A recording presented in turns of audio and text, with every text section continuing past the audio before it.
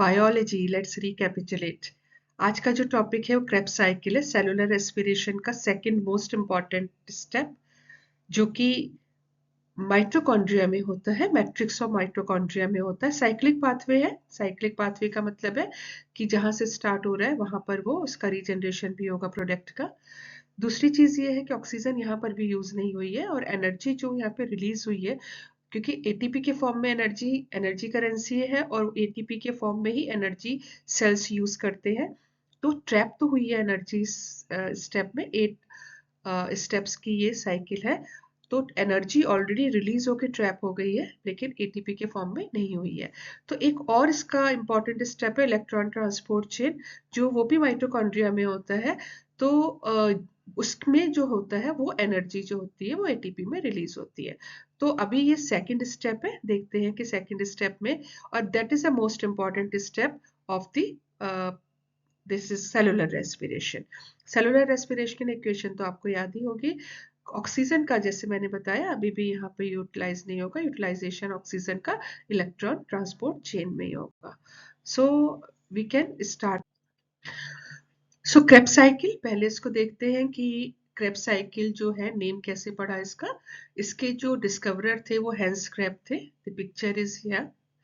और इसको हम सिट्रिक एसिड साइकिल भी कहते हैं, ट्राई कार्बोक्सिलिक एसिड साइकिल भी कहते हैं, क्योंकि इसका जो फर्स्ट प्रोडक्ट है वो सिट्रिक एसिड है। केमिकल रिएक्शंस है, 8 केमिकल रिएक्शन है, सेलुलर रेस्पिरेशन है।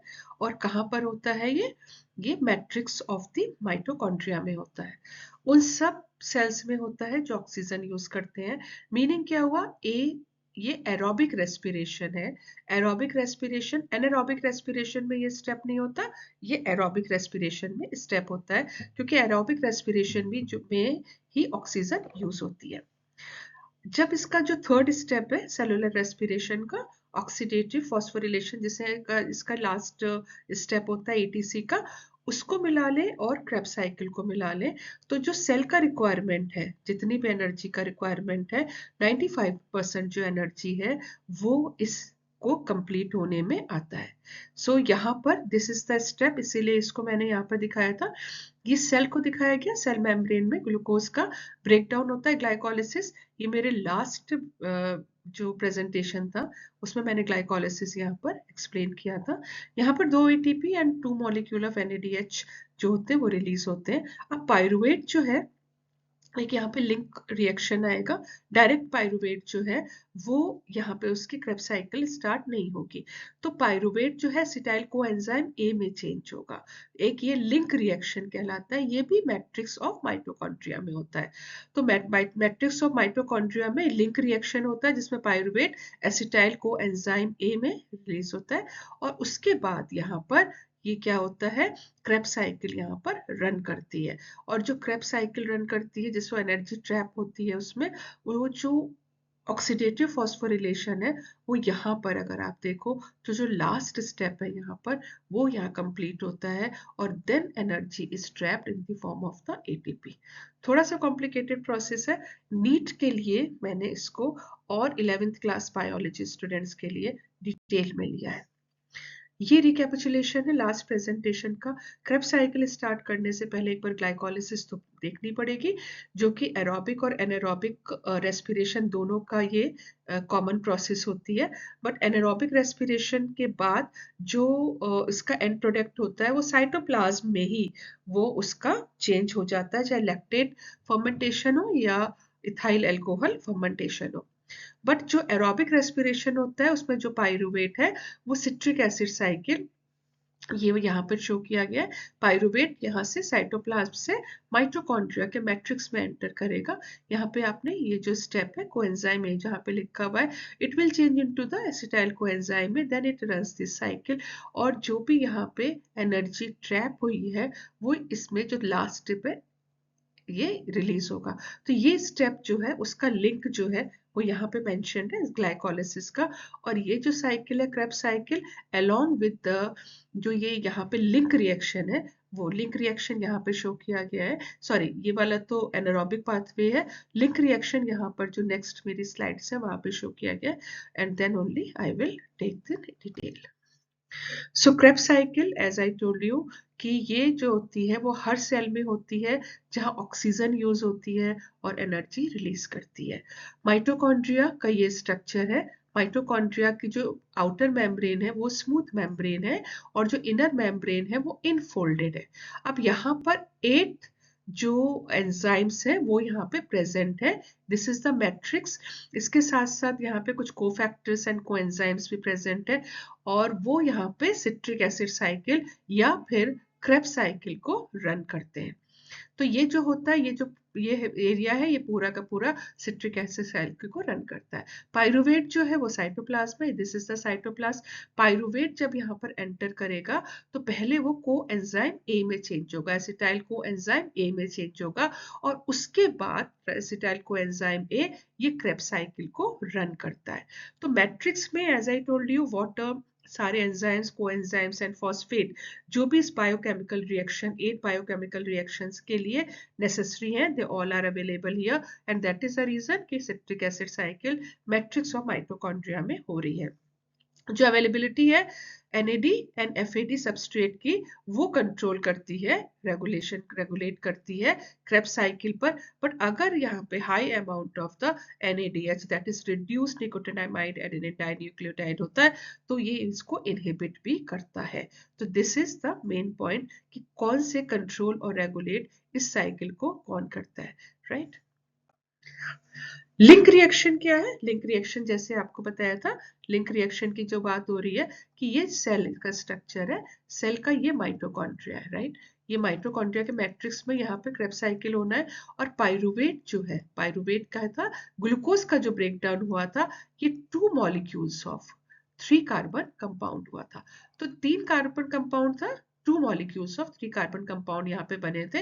अब ये जो 2 मॉलिक्यूल्स ऑफ 3 कार्बन कंपाउंड है ये यहाँ पर एंटर करेगा। कहाँ पे एंटर कर रहा है? ये माइटोकॉन्ड्रिया में एंटर करेगा।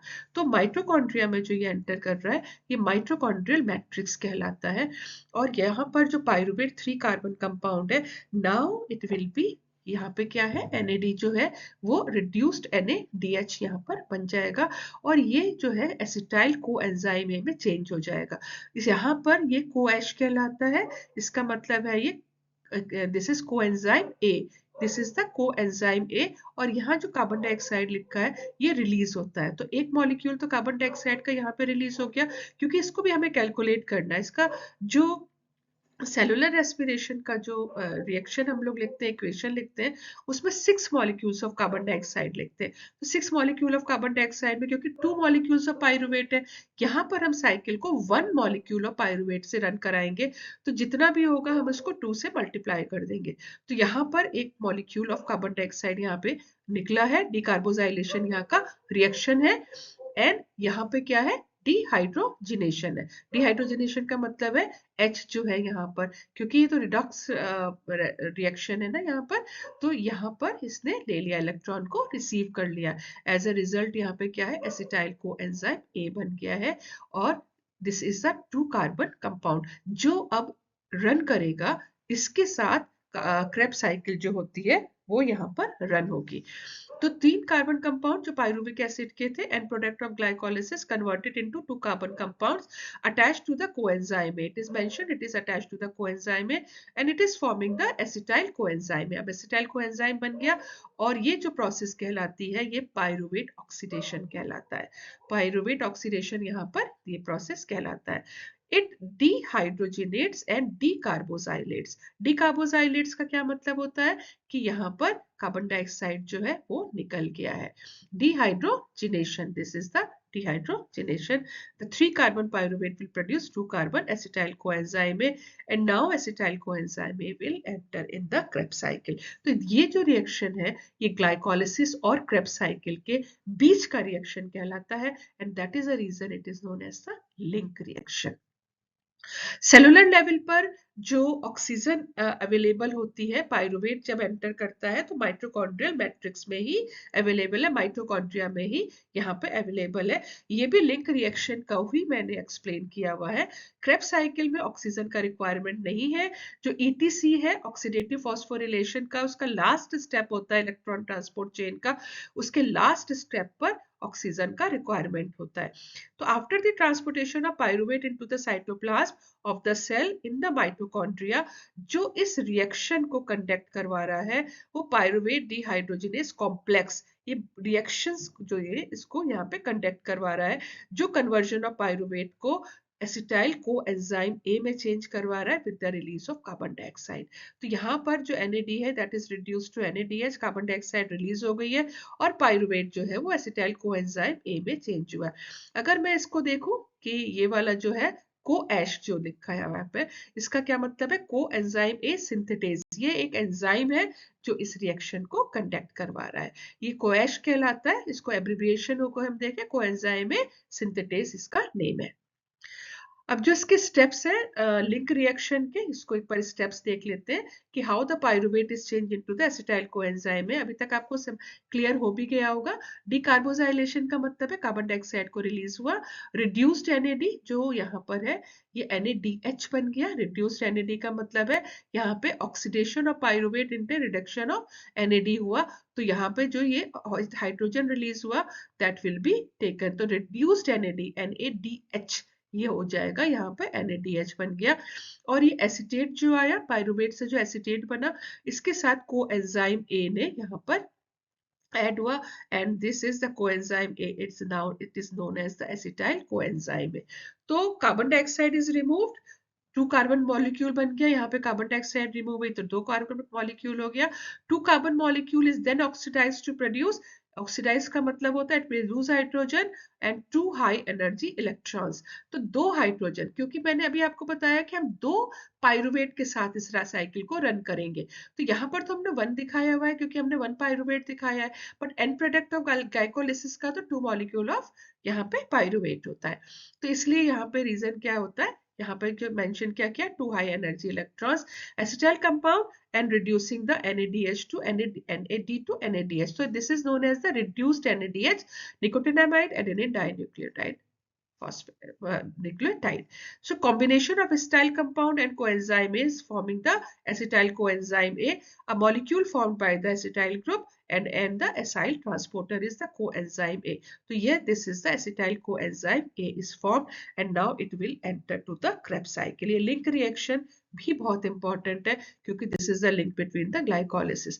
तो इसको हम लोग सम अप ऐसे करते हैं कि जो पायरुवेट है NAD एंड कोएंजाइम में पायरुवेट डिहाइड्रोजिनेज कॉम्प्लेक्स जो है with the help of the magnesium and acetyl coenzyme में carbon dioxide and reduced NADH is formed. This is the reaction of this link reaction. अब acetyl group is then oxidized जो ATP में होता है, और ये जो पायरुवेट डिहाइड्रोजन कॉम्प्लेक्स है ये प्रोटीन की 3 सब units and require 5 cofactors for the enzymatic function. तो यहाँ पर इसको मैंने सम अप किया हुआ है और this is the link reaction. Now acetyl coenzyme A is formed. इसको हमें याद रखना है कि कार्बन डाइऑक्साइड एक यहाँ पे रिलीज हो गई है और 2 पायरुवेट अगर ले लूं तो मैं कहूंगी 2 मॉलिक्यूल ऑफ कार्बन डाइऑक्साइड यहाँ पे मिल गए हैं हमें, 2 मॉलिक्यूल ऑफ रिड्यूस्ड NAD भी मिल गया हम लोग को, right.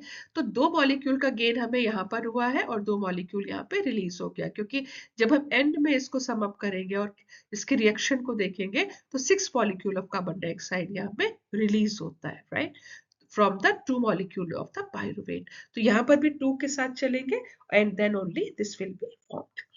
Now we start with the Krebs cycle. जैसे मैंने बताया था एक साइक्लिक पाथवे है, जहां से स्टार्ट होगा, स्टार्ट कहां से हो रहा है, यहाँ पे ऑक्सैलो एसिटेट। तो ऑक्सैलो एसिटेट जो है वो दोबारा से यहाँ पे फॉर्म होगा, तो ये इसीलिए ये साइक्लिक पाथवे, ये पहला स्टेप है। ये इसीलिए इसको कहते हैं, इसको closed loop set of reactions है। 8 स्टेप्स हैं इसमें क्रेब्स साइकिल में and they are the closed loop set of reactions. 8 steps. पहला क्या है, that is the citrate synthesis. This is the citric acid, इसीलिए फर्स्ट कंपाउंड इसका citric acid है, that's why it is known as a citric acid cycle. अब 2 carbon compound जो है acetyl coenzyme में ये कंबाइन करता है 4 carbon compound oxalo acetic acid. Oxalo acetic acid कहाँ पे प्रेजेंट है? ये मैट्रिक्स ऑफ द माइटोकॉन्ड्रिया में प्रेजेंट है. अब ये 2 मॉलिक्यूल के साथ कंबाइन करता है hydrolysed to produce 6 carbon compound, and that compound is known as the citric acid or the citrate. तो यहाँ पे mentioned है it is a 4 carbon compound. You can easily see that acetyl coenzyme में इसके साथ combine करेगा and now it will form a 6 carbon compound. यहाँ पे आप कोएच देख रहे हो, मतलब क्या हो जाएगा? कोएंजाइम ए सिंथेटेज इसको यहाँ पर रिएक्शन को जो है वो भी कंडक्ट करवा रहा है. अभी हम देखते हैं. तो सिट्रेज जो सिट्रेट सिंथेटेज है, सिट्रेट सिंथेटेज ये वाला जो रिएक्शन है, ये पूरा रिएक्शन इसको हमने यहाँ पर लिया. इसको तो मैंने यहाँ इस स्टेप को अलग अलग कर दिया था. अदरवाइज जो ऑक्सैलो एसिटेट है वो एसिटाइल कोएंजाइम में यहाँ पर आप देख रहे हो, और ये रिएक्शन कौन कंडक्ट करवा रहा है? Citrate synthetase. तो ये कैटेलाइज करवा रहा है इसको फॉर्मेशन ऑफ दिस.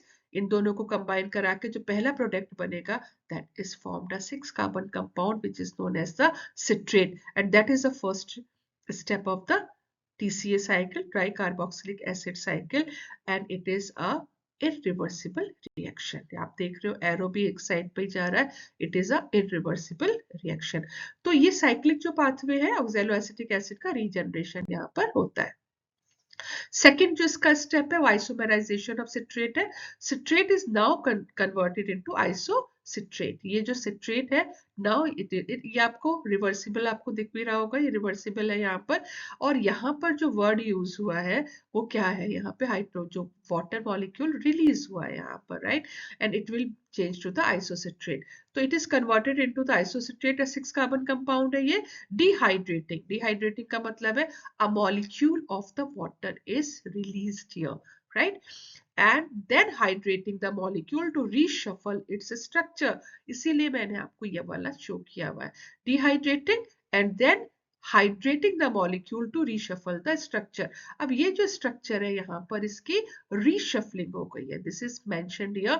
जो यहाँ पर इसका थर्ड और सेकंड कम था, थर्ड और सेकंड में इसकी रीशफलिंग हो गई है. पहले में इसका dehydration and then the hydration. पहले यहाँ पे रिलीज हुआ and then it is entered here.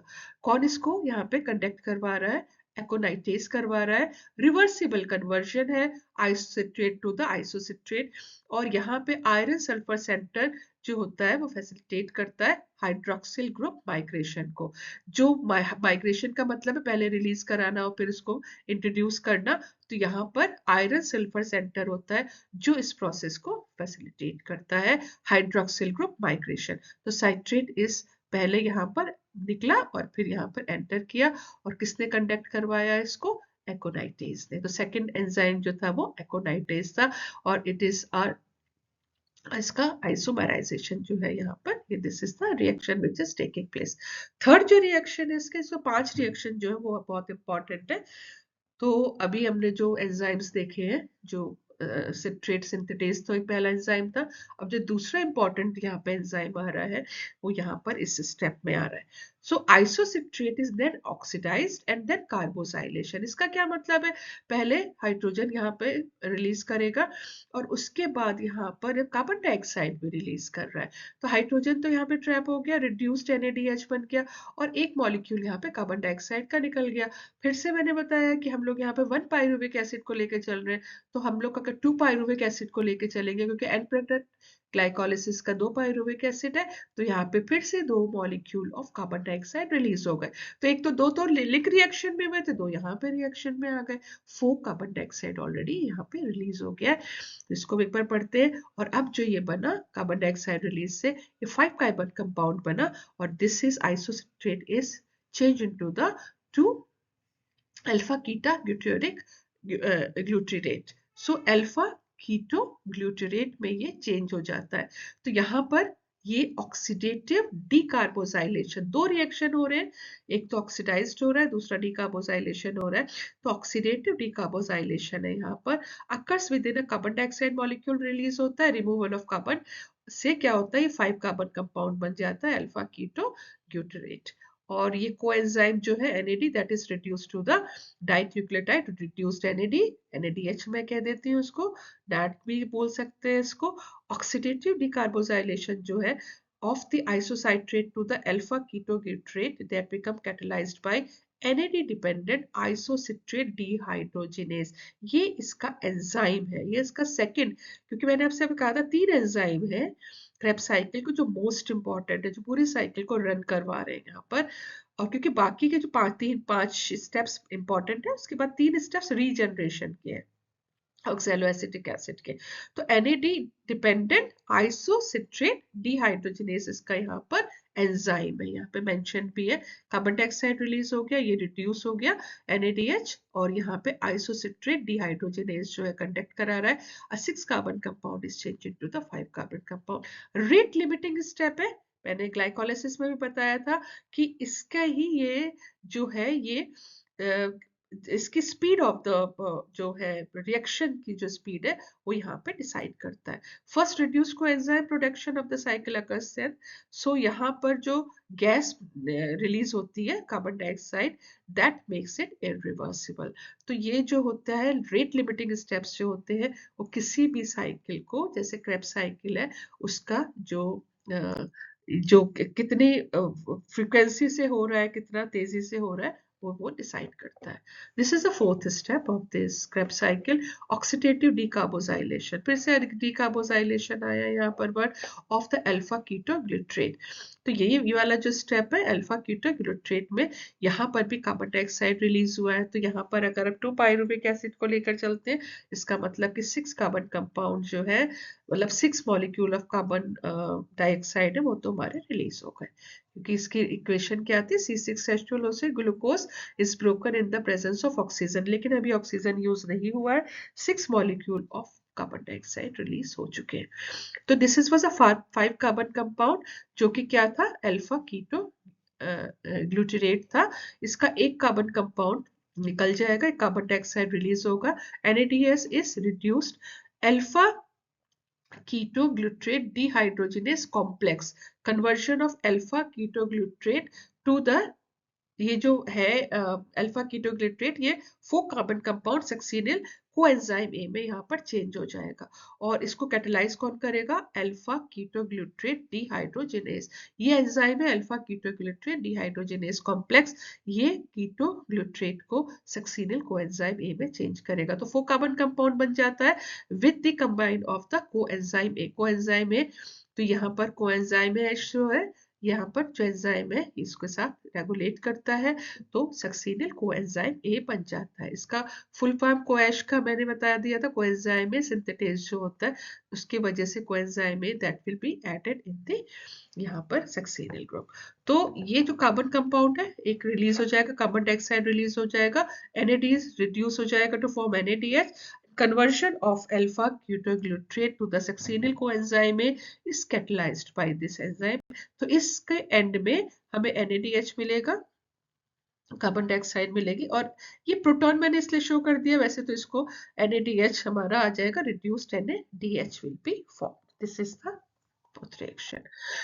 Now जो फिफ्थ रिएक्शन है इसका, जो कि यहाँ पर कैटलाइज हो रहा है, ये जो सक्सीनिल कोएंजाइम है सक्सीनेट में, इसका मतलब क्या है, इसमें एक मॉलिक्यूल यहाँ पर GTP, इसमें 2 चीजें कुछ में आप देखोगे कहीं पर ATP भी बनता है और कहीं पर GTP भी बनता है, guanosine triphosphate from the guanosine diphosphate, that is adenosine diphosphate to the adenosine triphosphate। तो मैंने मेंशन कर दिया है कि जो ट्रांसफर होता है कहीं पर कुछ सेल्स में, ये between the GDP to GTP बनता है, और कुछ सेल्स में यहाँ पर ADP टू ATP बनता है। तो जो फिफ्थ स्टेप है, very important step of the Krebs cycle, cleavage of succinyl coenzyme A. अब phosphate group replaces the coenzyme A, phosphate group यहाँ पे रिप्लेस कर रहा है सक्सीनिल कोएंजाइम में विच इज ट्रांसफर्ड। तो उसकी वजह से क्या होता है, एडेनोसिन डाइफॉस्फेट जो है that become the adenosine triphosphate. ये तो आपको पता ही है कि एडेनोसिन डाइफॉस्फेट को हम लोग ऐसे शो करते हैं, now it become the adenosine triphosphate. तो ये जो ट्रांसफर होता है सम ऑफ द सेल्स जो होता है between the GDP to GTP भी होता है कुछ सेल्स में, और कुछ सेल्स में एडीपी टू एटीपी भी होता है। तो एक मैंने यहाँ पे दिखाया गया कि ये जो फॉस्फेट यहाँ पे रिलीज हुआ that is taken by this and one molecule of ATP is form. तो दो मॉलिक्यूल से हम लोग चले थे पायरुविक एसिड से, इसका मतलब है क्रेब्स साइकिल में अभी तक हमें दो मॉलिक्यूल एटीपी के मिले हैं, राइट। और सक्सीनिल कोएंजाइम में सिंथेटेज इसको कंडक्ट करवाता है, रिवर्सिबल रिएक्शन है यहाँ पर, और कोएश यहाँ पे रिलीज हो जाता है, कोएंजाइम में रिलीज हो जाता है एंड सक्सीनिल कोएंजाइम में सक्सीनेट करवाता है, राइट। अब जो 4 कार्बन कंपाउंड जो है, जो यहाँ पर ये भी 4 कार्बन कंपाउंड है, ये भी 4 कार्बन कंपाउंड है, so it remains the succinate. The enzyme जो है वो succinate thiokinase कैटलाइजेस the reversible interconversion of this and succinate to the cleavage of the bond. So enzyme uses the inorganic phosphate dinucleotide to produce the trinucleotide. ATP से ATP बन जाता है and coenzyme A is formed. ये जो reaction है substrate level phosphorylation है. This is the substrate level phosphorylation. Then reaction जो है यहाँ पे जैसे हम redox पढ़ रहे थे, यहाँ पे इस reaction का नाम है phosphorylation. जो बाकी के 3 स्टेप्स है, अभी तक हमने 5 स्टेप्स पढ़े थे, जो पहले 3 स्टेप्स, जो बाकी के 3 स्टेप्स है, ये regeneration of oxalo acetic acid बनाएंगे फ्रॉम सक्सीनेट। मतलब it is a 4 carbon compound and it is also a 4 carbon compound. याद होगा ना, ऑक्सैलो एसिटिक एसिड से एसिटाइल कोएंजाइम ने कंबाइन किया था और फर्स्ट जो सब्सटेंस बना था दैट वाज सिस्टेट। ये वही ऑक्सैलो एसिटिक एसिड है। तो जो 6th स्टेप है इसका, वो है oxidation of succinate. Succinate is oxidised to form the 4 carbon compound fumarate. तो यहाँ पे सक्सीनेट डिहाइड्रोजिनेज है, यहाँ पर जो FAD है that will be reduced to the FADH. So FAD क्या है? Flavin adenine dinucleotide. It is reduced to FADH. एक चीज मैं आपको क्लियर कर दूं, जब ETC होगा तो यहाँ पर जो है ये 2 मॉलिक्यूल ATP के रिलीज करेगा। मीनिंग क्या है कि जो एनर्जी है वो यहाँ पर गेन हो रही है, मतलब यहाँ पर ऐड हो रहा है। तो ये डायरेक्टली एटीपी के फॉर्म में एनर्जी रिलीज नहीं हो रही है, या तो NADH के फॉर्म में हो रही है या FADH2 के फॉर्म में हो रही है। तो यहाँ 2 मॉलिक्यूल ऑफ FADH2 बनेंगे, क्योंकि 2 पायरुविक एसिड से हम लोग चले थे और 2 हाइड्रोजन एटम यहाँ पे रिलीज हुआ था, तो ये फ्लेविन एडेनिन डाइन्यूक्लियोटाइड हो गया। तो ये रिड्यूस्ड हो जाता है और 2 मॉलिक्यूल यहाँ पे हाइड्रोजन जो होता है इसको रिड्यूस कर देते हैं। जो सक्सीनेट डिहाइड्रोजिनेज है ये कैटेलाइज करता है सक्सीनेट को, फ्यूमेरेट को, और एंड प्रोडक्ट क्या बनता है कि यहाँ पे FADH2 यहाँ पे निकल जाता है। इस जो ये एंजाइम है सक्सीनेट डिहाइड्रोजिनेज, इसके जो ये वाला एंजाइम है इसको मैंने यहाँ पे इसलिए मेंशन किया, ये स्टेप जो है ये ETC का स्टेप है। किसका है? ETC का, इलेक्ट्रॉन ट्रांसपोर्ट चेन का स्टेप है ये वाला। और यहाँ पर जो ये स्टेप है, ये वाला जो एंजाइम है सक्सीनेट डिहाइड्रोजिनेज, यहाँ पर इस एंजाइम को ये कंडक्ट कराता है। तो ये जो एंजाइम है, क्योंकि मैंने 8 एंजाइम आपको बताए थे, बट ये एंजाइम दोनों जगह यहाँ पे यूज हो रहा है। ये कैटेलाइज इस रिएक्शन को भी कराएगा, जो कि जो कहाँ पर हो रहा है, क्योंकि ये रिएक्शंस कहाँ पर हो रहे हैं, ये जो अभी रिएक्शंस हो रही है सब यहाँ हो रहे हैं, माइटोकॉन्ड्रियल मैट्रिक्स में हो रहे हैं। और जो ETC होगा ना वो यहाँ पर इस जगह पर होगा, इधर जो मेम्ब्रेनस स्ट्रक्चर होता है। तो ये जो इसका सेकेंड स्टेप है वो यहाँ पर होता है, तो ये इसको यहाँ पे कंडक्ट करवाएगा। जो सेकेंड स्टेप है यहाँ पर भी कंडक्ट कराएगा, and that is the reason ये मैंने यहाँ पे लिखा है। तो ये वाला जो रिएक्शन है, ये रिमेनिंग स्टेप्स जो है ये regeneration of, ultimately succinate fumarate में चेंज होगा, और अब फ्यूमेरेट जो है ये मैलेट में चेंज होगा। जो 7th रिएक्शन है वो हाइड्रेशन ऑफ फ्यूमेरेट है। It is converted into 4 carbon compound in addition of the water molecule.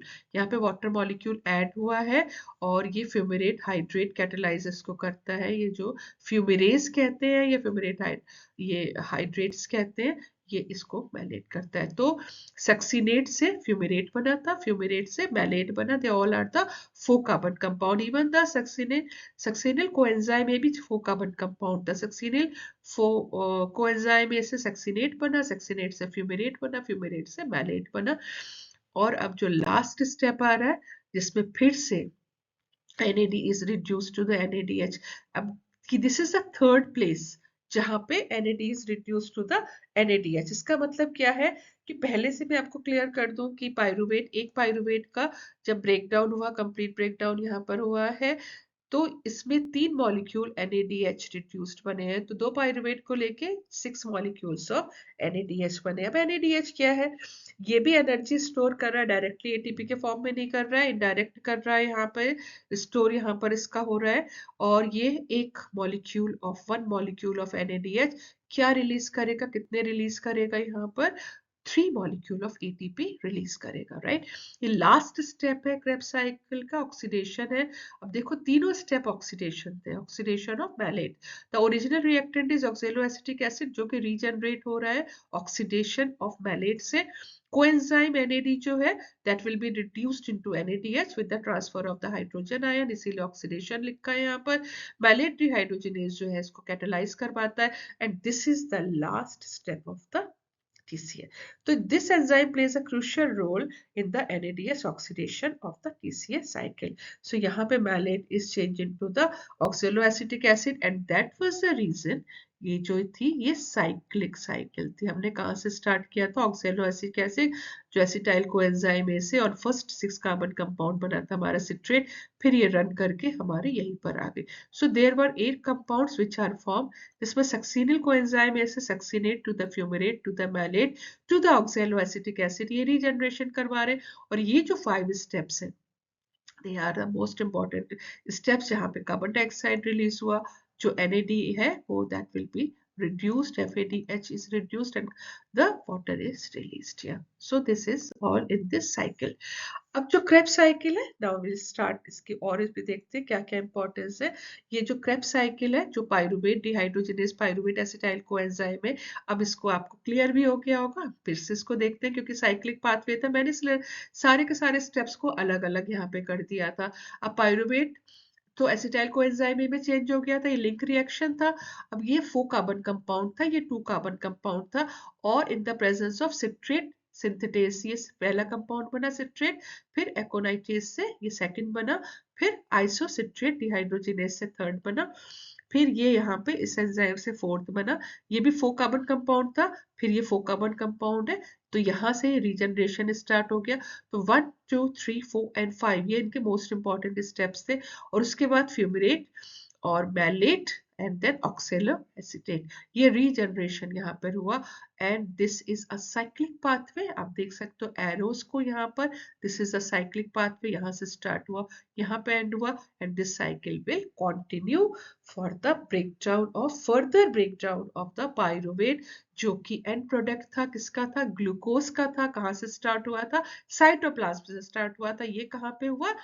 ये माइटोकॉन्ड्रियल मैट्रिक्स में हुआ, राइट, सेल के। फिर से आप देख सकते हो उसको कि यहाँ पर आपका सेल था और यहाँ पर क्या था? माइटोकॉन्ड्रिया का मैट्रिक्स था। तो पायरुवेट जो बना था वो यहाँ बना था, एसिटाइल कोएंजाइम में यहाँ पे रिलीज हुआ था, और पूरी साइकिल को इसने यहाँ पे रन कर दिया था। This is the cycle and this is the most important. मैंने पहले बीच में भी आपको बताते चले गए थे, 8 एंजाइम यूज हो रहे हैं, बट सक्सिनेट और डिहाइड्रोजिनेज ETC में भी यूज हो रहा है। जो 3 मेन डिस्टिंक्ट पॉइंट्स है इसके, वो सिट्रेट सिंथेटेज है, this is the citrate synthetase. दूसरा आइसोसिट्रेट डिहाइड्रोजिनेज है, आइसोसिट्रेट डिहाइड्रोजिनेज है। तीसरा अल्फा कीटोन्यूट्रेट डिहाइड्रोजिनेज है। ये 3 जो इसके एंजाइम्स है, they are most important enzymes जो इस साइकिल का रन करवाने के लिए बहुत इंपॉर्टेंट है, राइट। रिएक्शंस कौन कौन से? रिडॉक्स रिएक्शन है, ऑक्सीडेशन एंड रिडक्शन प्रोसेस है, हाइड्रेशन है, addition of water molecule, dehydration है, डीकार्बोसाइलेशन है, मतलब यहाँ पे रिलीज ऑफ कार्बन डाइऑक्साइड, आपको पता ही है, मैंने एक्सप्लेन कर दिया था, एंड आइसोमराइजेशन है, तो सिट्रेट आइसो, तो आइसोमराइजेशन है तो सिट्रेट आइसो सिट्रेट में चेंज हुआ, ये तो आइसोमराइजेशन ही था। यहाँ पे अब यहाँ था ना कि वाटर ऐड हुआ, देन पहले निकला एंड फिर ऐड हुआ और इसका स्ट्रक्चर चेंज हो गया। कार्बन डाइऑक्साइड यहाँ पे रिलीज हो रहा है, कार्बन डाइऑक्साइड यहाँ पर एक और रिलीज हो रहा है यहाँ पर, तो ऑब्वियसली जब कार्बन डाइऑक्साइड रिमूव हो रहे हैं तो ये कार्बोसाइलेशन जो है डीकार्बोसाइलेशन है। डिहाइड्रेशन जब वाटर मॉलिक्यूल यहाँ पे रिलीज हो रहा है, वाटर मॉलिक्यूल यहाँ पर रिलीज हो रहा है, तो रिलीज होने का यू जस्ट फाइंड आउट, यहाँ पे रिलीज भी हो रहा है, यहाँ पे रिएक्शन है कि है। दूसरा क्या है?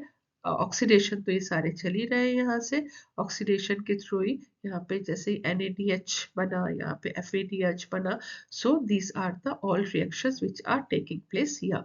फिर से इसको एक बार देख लेते हैं कि कहाँ कहाँ पे ये रिएक्शंस हुए हैं। ये सारे चीजें आपको, आप नीट के जितने भी आप क्वेश्चंस देखते हो या फिर भी 11th क्लास में भी जब हम इसको पढ़ते हैं तो डिटेल में ये 1 बाय 1 हमें मिलते हैं कि कैसे यहाँ पे रिलीज हुए।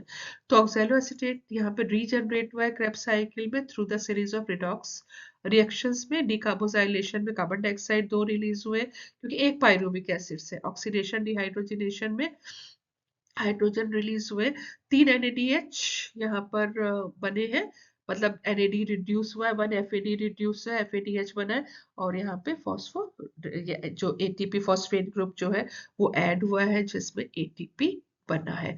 तो these are the main reactions. इसको आप दोबारा से देख सकते हो, ये मेन रिएक्शंस कहाँ कहाँ पर हुए। ये कार्बन डाइऑक्साइड रिलीज है, ये कार्बन डाइऑक्साइड रिलीज है, राइट। यहाँ पर सारे आप देखो ये ऑक्सीडेशन वाले हैं, वाटर यहाँ पर जो ऐड हुआ है, जैसे यहाँ पर हाइड्रेशन वाला हो जाएगा। और ये दिस इज 1 NAD जो मैलेट से ऑक्सैलो एसिटिक बना, ये जो FAD रिड्यूस हुआ, ये सक्सिनेट टू फ्यूमिरेट हुआ। ये वाला जो रिएक्शन है अल्फा कीटो ग्लूट्रेट, ये कौन सा बनाया था यहाँ पे, सक्सिनिल कोएंजाइम A, और जब ये आइसोसेक्ट्रेट जो है वो इसमें चेंज हुआ तो NADH। तो 1 मॉलिक्यूल, 2 मॉलिक्यूल एंड 3 मॉलिक्यूल, तो NADH के रिलीज हुए of the breakdown of 1 molecule of pyruvic acid.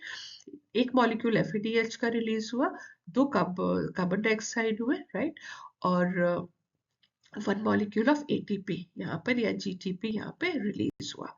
तो इतना तो हमने कैलकुलेट आपको यहाँ पे करवा दिया है। तो अब कैलकुलेशन आपको क्लियर हो जाएगा कि जो 2 molecule of carbon dioxide, 3 molecule of NADH, 1 molecule of FADH2, 1 molecule of ATP या GTP ये रिलीज हुए, बट लिंक रिएक्शन में जो 2 मॉलिक्यूल ऑफ एसिटाइल कोएंजाइम थे, देखो मैं फिर से आपको यहाँ पे अभी कैलकुलेट करवाऊंगी कुछ ये NADH और जितने भी हैं आपको यहाँ पे कैलकुलेट करवाएंगे, और 1 पर ईच जो पायरुवेट था, एक पायरुवेट से यहाँ पर 2 मॉलिक्यूल जो थे एसिटाइल को एंजाइम के, यहाँ पे 2 मॉलिक्यूल यहाँ पे रिलीज हुए थे 1 पर ईच पायरुवेट। का क्या मतलब है, एक पायरुवेट से एक एसिटाइल को एंजाइम निकला, तो 2 से कितने निकले, 2 निकले, तो 2 निकले तो 2 से 4 कार्बन डाइऑक्साइड हो गए, 2 ATP बन गए, 2 NADH रिड्यूस्ड NAD बन गए एंड 2 रिड्यूस्ड FAD बन गए। अब जो एंड प्रोडक्ट है वो तो हम जब साइकिल पढ़ते हैं तो साइकिल में तो जो रिलीज होते हैं वो 6 कार्बन डाइऑक्साइड होते हैं, राइट। तो 6 कार्बन डाइऑक्साइड कहाँ रिलीज हुए थे, जो पायरुविक एसिड था और एसिटाइल कोएंजाइम में चेंज हुआ था वहां पर भी तो 2 कार्बन डाइऑक्साइड रिलीज हुए थे, क्योंकि 2 मॉलिक्यूल पायरुविक एसिड थे और 2 मॉलिक्यूल यहाँ थे, तो टोटल जो गेन हो जाएगा वो 6 मॉलिक्यूल ऑफ कार्बन डाइऑक्साइड का यहाँ पर हो जाएगा। तो कैलकुलेट तो आपने करना ही है, इसलिए याद रखना कि कहाँ पर क्या क्या रिलीज हुआ। बट ये जो मैंने यहाँ पे रिलीज दिखाया है, ये रिलीज सिर्फ क्रेब्स साइकिल का दिखाया है, ये रिलीज सिर्फ क्रेब्स साइकिल का दिखाया है। तो this is 1, this is 2 and this is 3, तो 3 का डबल 6 हो जाएगा, दिस इज 1, 1 का डबल 2 हो जाएगा, दिस इज 2, तो ये ATP 2 हो जाएगा। कार्बन डाइऑक्साइड रिलीज हो रहे हैं यहाँ पर, तो 2 यहाँ पे रिलीज हुए, तो 2 मॉलिक्यूल थे तो 4 हो जाएंगे। और NADH और FADH जो है they will be oxidized in the electron transport chain, और एंड में हो जाएगा वो ATP के फॉर्म में यहाँ पर एनर्जी हमें रिलीज होगी, क्योंकि ATP एडेनोसिन ट्राइफॉस्फेट ही एनर्जी करेंसी है जो यहाँ पर रिलीज करती है। तो क्रूशियल इवेंट जो है ये हम लोग क्या पढ़ रहे थे, एरोबिक रेस्पिरेशन पढ़ रहे थे। एरोबिक रेस्पिरेशन के जो क्रूशियल इवेंट्स है वो कौन सा पहला इवेंट था कि जो पायरुवेट था and product of glycolysis mitochondrial matrix में ऑक्सीडेटिव डीकार्बोजाइलेशन वर्ड आ गया ना, कार्बन डाइऑक्साइड रिलीज हुआ, तो 3 मॉलिक्यूल का था, 3 कार्बन कंपाउंड था, ये 2 कार्बन कंपाउंड में चेंज हो गया। ग्लाइकोलाइसिस का 2 मॉलिक्यूल पायरुवेट एसिड बने थे, और इसमें जो ग्लाइकोलाइसिस ग्लाइकोलिसिस थी, 2 मॉलिक्यूल ऑफ एटीपी रिलीज किया था और 2 मॉलिक्यूल एनएडीएच। कहां पर हो रही थी? साइटोप्लाज्म में हो रही थी। अब ये जो पायरुविक एसिड है, ये पायरुविक एसिड एक कार्बन डाइऑक्साइड को रिलीज करेगा, 1 कार्बन डाइऑक्साइड, 2 है तो 2 को करेंगे, 2 मॉलिक्यूल ऑफ एसिटाइल कोएंजाइम में रिलीज होंगे। कहां पर हो रहे हैं? माइटोकॉन्ड्रियल मैट्रिक्स में। और यहाँ पे क्या रन कर रहे हैं? They will run the Krebs cycle. तो क्रेब्स साइकिल में अगर आप देखो तो 6 molecule of NADH, 2 molecule of FADH, 2 molecule of ATP and यहाँ पे 2 मॉलिक्यूल ऑफ कार्बन डाइऑक्साइड यहाँ पर रिलीज हो रहे हैं। तो यहाँ पर जो क्रेब्स साइकिल है उसमें रिलीज हो रहे हैं। और 2 ये मॉलिक्यूल्स किसके हैं? ये दो मॉलिक्यूल्स किसके हैं? ये जब पायरुविक एसिड एसिटाइल कोएंजाइम में चेंज हुआ। और ये 2 मॉलिक्यूल्स किसके हैं? जब ग्लाइकोलिसिस में 2 मॉलिक्यूल ये भी रिलीज हुए थे विद 2 मॉलिक्यूल्स ऑफ एटीपी। तो एटीपी डायरेक्ट देखो बहुत कम रिलीज हुआ है, 2 मॉलिक्यूल क्रेब्स साइकिल में हुआ है, 2 मॉलिक्यूल ग्लाइकोलिसिस में हुआ है। जो एटीपी है वो इसमें कोएंजाइम्स के फॉर्म में ही आया है। ये यहाँ पर 2, 2 4 और 6 10 और यहाँ पर 2 12। तो ये वाला कैलकुलेट अगर आप करोगे पूरा ये 30 बनेगा। 30 क्यों बनेगा? 6 to 8 to 10, 10 into 3 मॉलिक्यूल यहाँ पे एटीपी रिलीज करेगा ईटीसी में, तो 30 मॉलिक्यूल यहाँ से रिलीज हुए, 2 मॉलिक्यूल यहाँ से करेगा तो 2 और 2 4 हो गए। तो कितने हो जाएंगे? 30 एंड 2 4 34, 34 और 32 एंड 2 4, 38 मॉलिक्यूल्स जो होते हैं वो टोटल यहाँ पे रिलीज हो जाएंगे। अब देखो यहाँ पर हमने यहाँ 32 लिखा है, इसको कैलकुलेशन तो हमारे नेक्स्ट प्रेजेंटेशन में ही आएगा जब हम ईटीसी पढ़ेंगे, और वहीं पर मैं आपको कैलकुलेट करवा दूंगी कि कैसे एटीपी को हम लोग कैलकुलेट करते हैं with the net gain of. तो दिस इज जो हमने जो पढ़ा है इसमें, उसको क्या पढ़ा था हम लोगों ने कि ग्लूकोज का जो ब्रेकडाउन हुआ C6H12O6 in the presence of oxygen, क्योंकि एरोबिक रेस्पिरेशन हम पढ़ रहे हैं। और यहाँ पे 6 molecules of carbon dioxide release होते हैं, 6 मॉलिक्यूल ऑफ वाटर रिलीज होते हैं, और यहाँ पे एटीपी एनर्जी रिलीज होती है जो नॉर्मली हम लोग यूज करते हैं। कभी 36 भी आप देखोगे, कभी 38 भी देखोगे। तो कैलकुलेशन कैसे हो रहा है ये तो I will tell you in my next presentation, right. तो ये स्टेप जो था कंप्लीट ब्रेकडाउन इसका हो गया, बट अभी तक तो इसका यूटिलाइजेशन हुआ नहीं है। ये रिलीज हो गया, थोड़ा सा ये रिलीज हुआ है, पूरा रिलीज नहीं हुआ है यहाँ पर, और कुछ यहाँ पर रिलीज हुआ है। अगर आप देखो थोड़ा सा डायरेक्ट यहाँ पे रिलीज हुआ है, बट पूरा डायरेक्ट रिलीज नहीं हुआ है। तो जो थर्ड स्टेप है, जो complete oxidation of the pyruvate है, वो मैट्रिक्स ऑफ माइटोकॉन्ड्रिया में रिलीज तो वो कर दिया इसने, लेकिन passing on the electrons removed as a part of the hydrogen atom the molecular oxygen अभी तो यूज करना है, जो कि इनर मेम्ब्रेन ऑफ माइटोकॉन्ड्रिया में होगी। तो जो थर्ड मेरा प्रेजेंटेशन आने वाला है वो inner membrane of mitochondria, this is the inner membrane of mitochondria, जहां पे ईटीसी रन करेगा, ईटीसी रन करेगा। और ईटीसी जो ऑक्सीडेटिव फॉस्फोरिलेशन है ये वाला, ये इसका 5th स्टेप है। जैसे देखो यहाँ पे आप देखो ना, वाटर यहाँ पे और निकल रहा है। इस स्टेप में ये ऑक्सीजन यूज हो रहा है, बट ये स्टेप कहाँ पर हो रहा है? यहाँ पे हो रहा है। This is the inner membrane. ये तो माइटोकॉन्ड्रियल मैट्रिक्स है, बट ये इनर मेम्ब्रेन ऑफ माइटोकॉन्ड्रिया है। लास्ट स्टेप पे ऑक्सीजन यूज होगा with the release of the water molecule, जो एटीपी है यहाँ पे गेन हो जाएंगे, right. This is the last step of the mitochondria. So this is again a summary of that. We have just seen here ये जो first यहाँ पे लिखा हुआ है, राइट, ये जो फर्स्ट लिखा हुआ है ये तो पायरुवेट इनटू एसिटाइल कोएंजाइम है, ये लिंक रिएक्शन है। और बाकी के जितने भी रिएक्शंस है दे आर गिवन। तो एक की so that's all in the Krebs cycle. My next presentation जो है अभी तो एक क्रेब्स साइकिल का, नेक्स्ट मेरा ईटीसी पर होगा, और जो कैलकुलेशन होगा एटीपी का कि कितना जनरेट करता है और कैसे जनरेट करता है। इसके साथ अगर आपको कुछ और पढ़ना हो तो रेस्पिरेटरी सिस्टम मैंने इसमें दिया हुआ है, और दूसरा सेलुलर रेस्पिरेशन को एक्सप्लेन किया हुआ था। पर उसके एक एक जो प्रोसेस है सेलुलर रेस्पिरेशन की, ग्लाइकोलिसिस का ये लिंक है, और अभी जो मैंने आपको पढ़ाया वो क्रेब्स साइकिल का है। So please like my videos and please subscribe it, give me comments भी एक बार दे दो कि कैसा लग रहा है और क्या आपको और चाहिए, and thanks for watching. Thank you.